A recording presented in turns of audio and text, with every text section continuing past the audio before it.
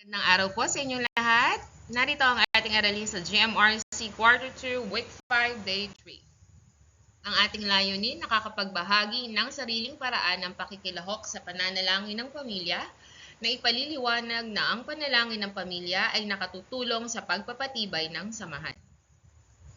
So magandang araw sa inyong lahat. Bago natin simulan ang ating aralin, tayo muna ay magdasal. So ulitin nyo ang aking sasabihin. Panginoon, aming hinihiling na panatilihin ninyo kaming malusog sa araw-araw. Amen. So, balik-aral tayo. Natatandaan niyo pa ba ang ating aralin kahapon tungkol sa mga makabuluhan o nung nakarang aralin natin sa GMRC? Ano ba ang kabuluhan ng pagdarasal? Lalo na kapag kasama ninyo ang inyong pamilya.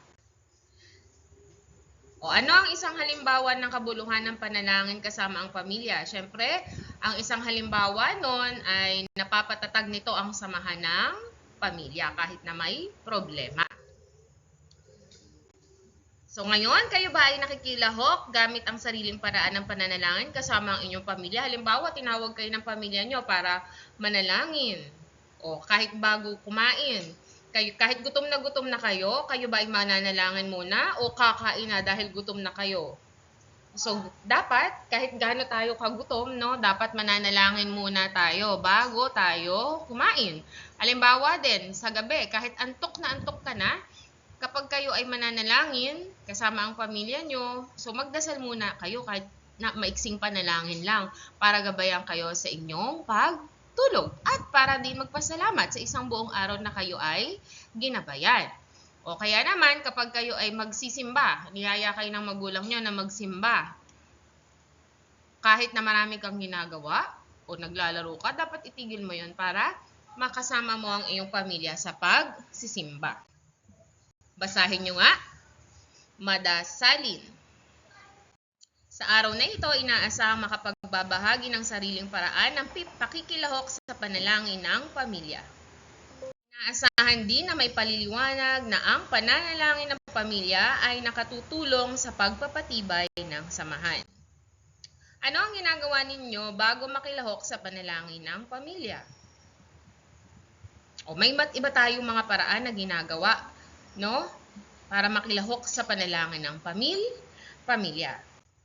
So, mabuting tayo ay nakapagsasanay sa pagiging madasalin sa pamamagitan ng pakikilahok sa pananalangin ng pamilya.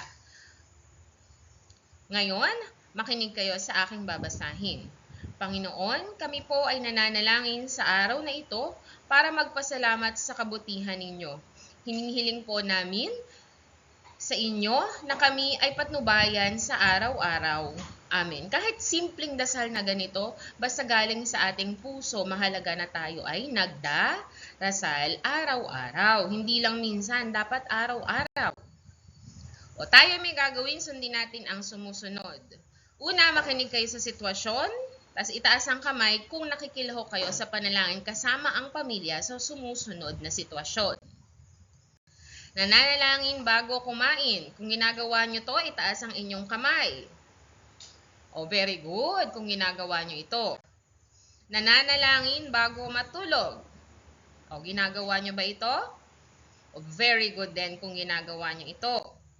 Nananalangin tuwing takdang araw ng pagsimba o pagsamba. O yan. So may iba't ibang takdang araw ng pagsimba o pagsamba ang bawat relihiyon.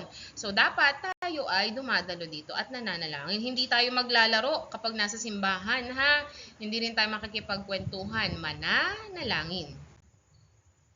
Nananalangin kung may sakit ang isang miyembro ng pamilya. O yan. So mahalaga ang ating panalangin kapag merong may sakit sa pamilya para mas mabilis silang gumaling.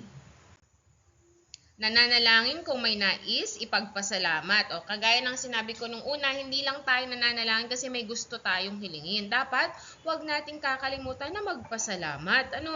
Yan. So, huwag naman natin lang isipin ng Diyos pag may kailangan tayo. Dapat, lagi tayong magpapasalamat kasi lagi siyang may blessing sa atin. Yung buhay natin, araw-araw, blessing yun.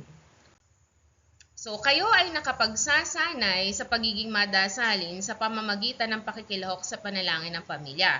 So, ipagpatuloy ang magandang gawain at kung may mga bagay kayong hindi ginagawa dun sa mga nabanggit ko, dapat umpisahan na natin, no?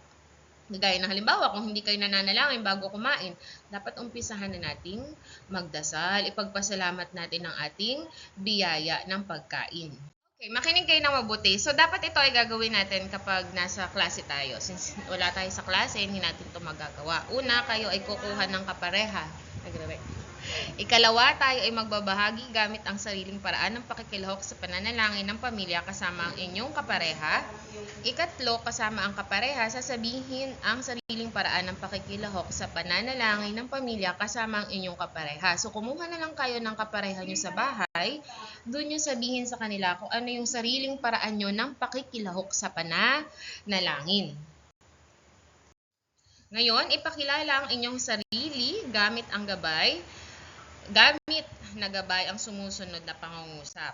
Ako ay si, sasabihin niyo yung pangalan niyo dito, tas tuwing nananalangin ako ay, anong ginagawa niyo tuwing nananalangin bilang paraan ng aking pakikilahok kasama ang aking pamilya. Ulitin niyo nga, ako ay si, sabihin niyo yung pangalan niyo.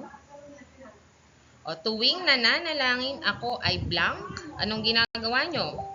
Bilang paraan ng aking pakikilahok kasama ang aking pamilya. Tiyakin na may isa-isa ng mga, na may isa-isa ninyo ang sumusunod na konsepto. Isa-isip itong mga sasabihin ko, ha? Madasalin. Nabanggit ko na to dun sa mga nakaraan nating aralin. Kapag sinabi nating madasalin, ito ay isang bata o tao na nagbibigay oras na manalangin sa Panginoon araw-araw. So, magiging madasalin ka kung lagi ka nagbibigay ng oras na makipag-usap sa Diyos sa pamamagitan ng panalangin araw-araw. Hindi lang minsan. Araw-araw dapat.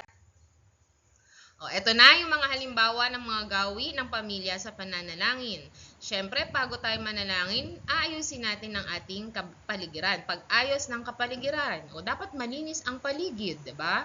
Hindi naman maganda na magdarasal ka na madumi. Paghanda ng altar, yung altar natin, ihahanda natin yung altar. Yan. So, kung hindi alam yung altar, ipapakita ko sa susunod na slide, ano bang itsura ng altar?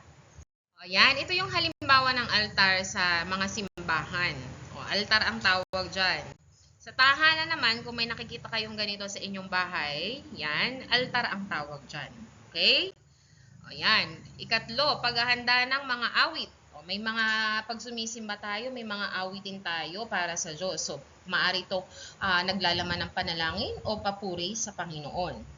Pag-aalay ng bulaklak at pagkain. So, may mga ganong gawain, nag-aalay ng bulaklak at pagkain. Next, paghahanda ng intensyon sa panalangin. Yung mga nais nating ipanalangin. Pagpapasalamat, paghingi ng tawad.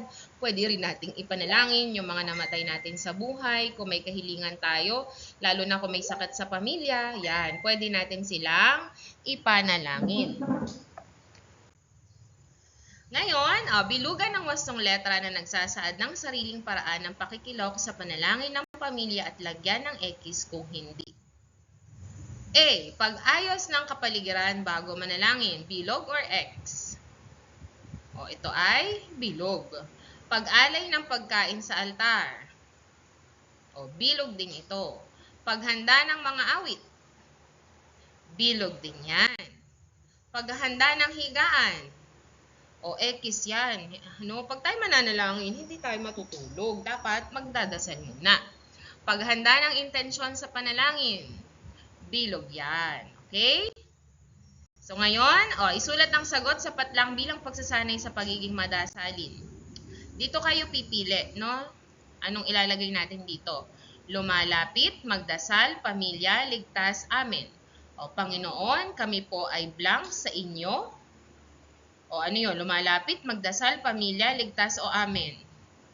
So, ito ay lumalapit. Panginoon, kami po ay lumalapit sa inyo.